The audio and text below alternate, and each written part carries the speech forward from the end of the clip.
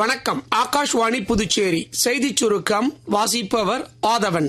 நிதி தொழில்நுட்பங்கள் இந்திய நிறுவனங்களுக்கு புதிய சந்தை வாய்ப்புகளை ஏற்படுத்தும் என்று மத்திய நிதியமைச்சர் திருமதி நிர்மலா சீதாராமன் புதுடெல்லியில் நடைபெற்ற மின்னணு பண பரிவர்த்தனை விருது வழங்கும் நிகழ்ச்சியில் பேசுகையில் குறிப்பிட்டார். மேலும் அவர் பேசுகையில், நாட்டின் அடுத்த 4 ஆண்டுகளில் நிதி தொழில்நுட்ப சந்தை 4 பில்லியன் அமெரிக்க டாலர் அளவிற்கு வளர்ச்சி பெறும் என்று கணிக்கப்பட்டுள்ளதாகவும், பூட்டான், பிரான்ஸ், மொரிஷியஸ், நேபாளம், சிங்கப்பூர், இலங்கை மற்றும் ஐக்கிய அரபு எமிரேட்ஸ் ஆகிய நாடுகளில் UPI பரிவர்த்தனை ஏற்றுக்கொள்ளப்பட்டதாகவும் அவர் மேலும் தெரிவித்தார். மின்னணு பண பரிவர்த்தனையில் சிறப்பாக செயல்பட்டதற்காக பொதுத்துறை வங்கிகள் குழுவில் பஞ்சாப் நேஷனல் வங்கிக்கு முதல் பரிசையும், பரோடா வங்கிக்கு 2ஆம் பரிசையும், யூகோ வங்கிக்கு 3ஆம் பரிசையும் அவர் இந்நிகழ்ச்சியில் வழங்கினார். சர்வதேச யோகா தினம் நாளை மறுநாள் கொண்டாடப்பட உள்ள நிலையில் நாடு முழுவதும் யோகா குறித்த விழிப்புணர்வு நிகழ்ச்சிகள் தொடர்ந்து நடைபெற்று வருகின்றன. தமிழகத்தில் கடந்த 4 ஆண்டுகளில் 3117 கோயில்களில் குடமுழுக்கு நடைபெற்றுள்ளதாக தமிழ்நாடு இந்து சமய அறநிலையத்துறை அமைச்சர் திரு சேகர்பாபு தெரிவித்துள்ளார். மதுரை திருப்பரங்குன்றம் சுப்பிரமணிய சுவாமி கோவிலில் நடைபெற்று வரும் கும்பாபிஷேக பணிகளை